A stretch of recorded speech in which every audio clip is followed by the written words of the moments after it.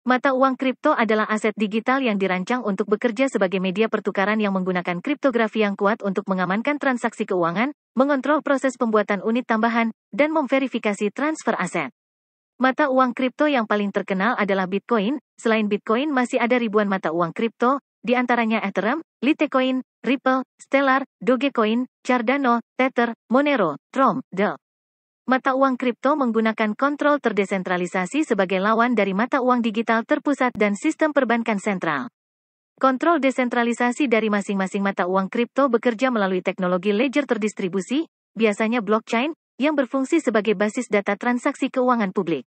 Bitcoin, pertama kali dirilis sebagai perangkat lunak sumber terbuka pada tahun 2009, umumnya dianggap sebagai mata uang digital terdesentralisasi pertama. Sejak rilis Bitcoin, lebih dari 4.000 altcoin telah dibuat.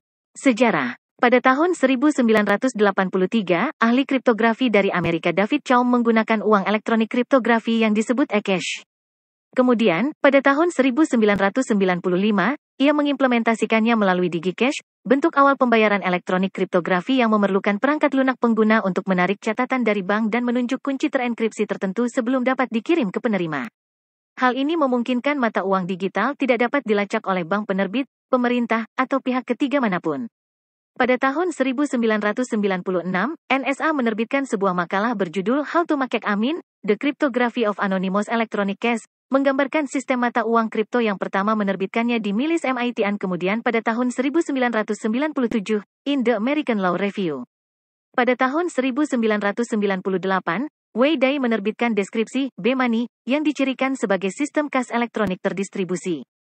Tak lama kemudian, Nick Szabo menggambarkan BitGold. Seperti Bitcoin dan mata uang kripto lain yang akan mengikutinya, BitGold digambarkan sebagai sistem mata uang elektronik yang mengharuskan pengguna untuk melengkapi bukti fungsi kerja dengan solusi yang secara kriptografi disatukan dan diterbitkan. Sistem mata uang berdasarkan bukti kerja yang dapat digunakan kembali kemudian dibuat oleh Hal Finney yang mengikuti karya Dai dan Szabo. Mata uang kripto terdesentralisasi pertama, Bitcoin, dibuat dan diadakan pada 2009 oleh pengembang Satoshi Nakamoto. Ini menggunakan SHA-256, fungsi hash kriptografi, sebagai skema pembuktian kerjanya. Pada April tahun 2011, Namecoin dibentuk sebagai upaya untuk membentuk DNS terdesentralisasi, yang akan membuat sensor internet sangat sulit. Segera setelah itu, pada Oktober tahun 2011, Litecoin dibebaskan. Itu adalah mata uang kripto yang sukses pertama yang menggunakan skript sebagai fungsi hash SHA-256. Cryptocurrency terkenal lainnya, Percoin adalah yang pertama menggunakan hybrid proof of work proof of stake. Inggris mengumumkan Departemen Keuangan yang ditugaskan untuk melakukan studi mata uang kripto, dan peran apa, jika ada, yang dapat mereka mainkan dalam ekonomi Inggris. Studi ini juga melaporkan apakah regulasi harus dipertimbangkan. Definisi formal. Menurut Tian Lansky, cryptocurrency adalah sistem yang memenuhi 6 syarat. Sistem tidak memerlukan otoritas pusat, negaranya dikelola melalui konsensus terdistribusi. Sistem menyimpan ikhtisar unit mata uang kripto dan kepemilikannya. Sistem menentukan apakah unit mata uang kripto baru dapat dibuat. Jika unit mata uang kripto baru dapat dibuat, sistem mendefinisikan keadaan asal mereka dan bagaimana menentukan kepemilikan unit baru ini. Kepemilikan unit mata uang kripto dapat dibuktikan secara eksklusif secara kriptografis. Sistem ini memungkinkan transaksi dilakukan di mana kepemilikan unit kriptografi diubah. Pernyataan transaksi hanya dapat dikeluarkan oleh entitas yang membuktikan kepemilikan saat ini dari unit-unit ini. Jika dua instruksi berbeda untuk mengubah kepemilikan unit kriptografi yang sama dimasukkan secara bersamaan, sistem melakukan paling banyak salah satunya. Pada bulan Maret tahun 2018, kata mata uang kripto ditambahkan ke kamus Merriam-Webster. Altcoin. Istilah altcoin memiliki berbagai definisi serupa.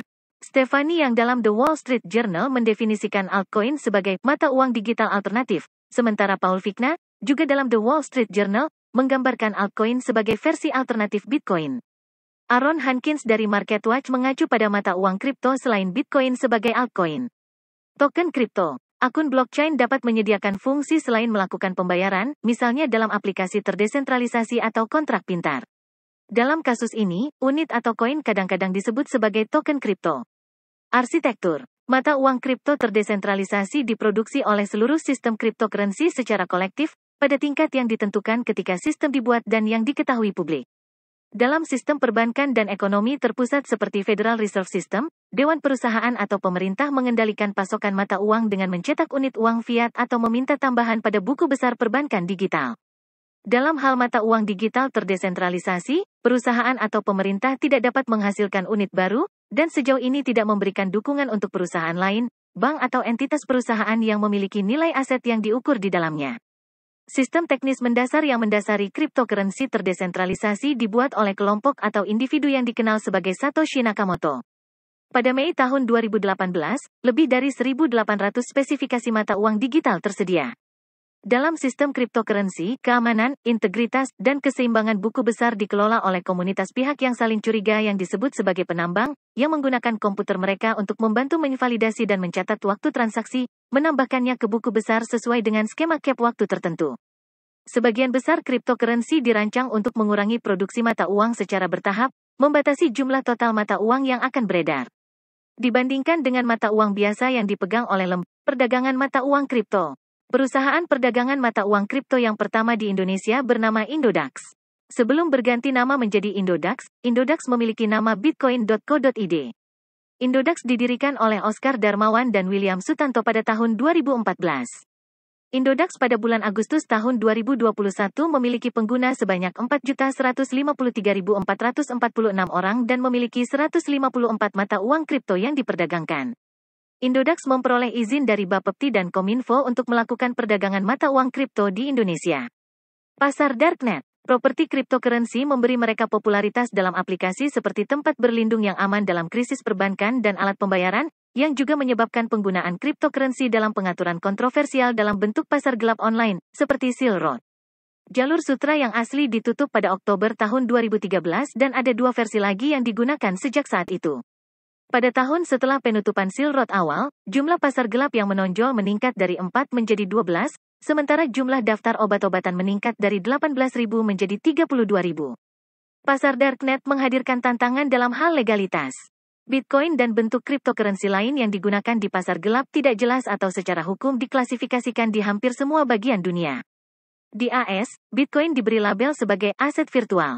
Jenis klasifikasi yang ambigu ini memberikan tekanan pada lembaga penegak hukum di seluruh dunia untuk beradaptasi dengan perdagangan obat-obatan terlarang di pasar gelap. Penerimaan. Cryptocurrency telah dibandingkan dengan skema Ponzi, skema piramida dan economic bubbles, seperti housing market bubbles.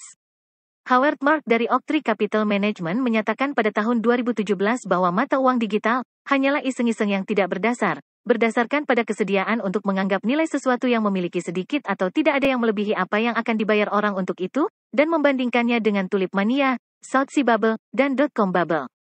Sementara cryptocurrency adalah mata uang digital yang dikelola melalui teknik enkripsi canggih, banyak pemerintah telah mengambil pendekatan yang hati-hati terhadap mereka, takut kurangnya kontrol pusat dan efek yang dapat mereka miliki terhadap keamanan finansial. Regulator di beberapa negara telah memperingatkan terhadap cryptocurrency dan beberapa telah mengambil langkah-langkah pengaturan konkret untuk menghalangi pengguna. Selain itu, banyak bank tidak menawarkan layanan untuk cryptocurrency dan dapat menolak untuk menawarkan layanan kepada perusahaan mata uang virtual. Gareth Murphy, seorang pejabat bank sentral senior telah menyatakan penggunaan luas cryptocurrency juga akan membuat lebih sulit bagi lembaga statistik untuk mengumpulkan data tentang kegiatan ekonomi yang digunakan oleh pemerintah untuk mengarahkan ekonomi. Dia mengingatkan bahwa mata uang virtual menimbulkan tantangan baru bagi kendali bank sentral atas fungsi penting kebijakan moneter dan nilai tukar. Sementara produk keuangan tradisional memiliki perlindungan konsumen yang kuat, tidak ada perantara dengan kekuatan untuk membatasi kerugian konsumen jika Bitcoin hilang atau dicuri. Salah satu fitur yang tidak dimiliki cryptocurrency dibandingkan dengan kartu kredit, misalnya, adalah perlindungan konsumen terhadap penipuan, seperti tolak bayar. Sejumlah besar energi masuk ke dalam penambangan cryptocurrency yang terbukti bekerja, meskipun para pendukung cryptocurrency mengklaim bahwa penting untuk membandingkannya dengan konsumsi sistem keuangan tradisional. Ada juga elemen teknis murni untuk dipertimbangkan. Sebagai contoh, kemajuan teknologi dalam cryptocurrency seperti Bitcoin menghasilkan biaya di muka yang tinggi untuk para penambang dalam bentuk perangkat keras dan software.